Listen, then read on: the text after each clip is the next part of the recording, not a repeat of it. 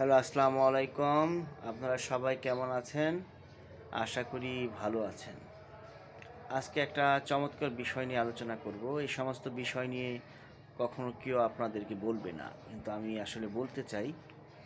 আসলে দেখেন, পৃথিবীতে ধনী হওয়া সবচাইতে সহজ কাজ। ধনী হওয়া মানে টাকা কামানো। যারা ধনী মানুষ আর মিডল ক্লাস মানুষ, এদের মধ্যে চিন্তা ভাবনায় কিছু পার্থক্য আছে। সেটা আপনাদের বুঝতে হবে। আর আপনি যদি প্রোডাক্ট সেল করতে পারেন এবং সার্ভিস সেল করতে পারেন, তাহলে আপনি ধনী হতে পারবেন। আর আপনাকে ভালো জায়গায় ইনভেস্ট করতে হবে, যে জায়গা থেকে আপনি ভালো রিটার্ন পান। তো আশা করি আপনারা আমার চ্যানেলটা সাবস্ক্রাইব করবেন, আমাকে সহযোগিতা করবেন।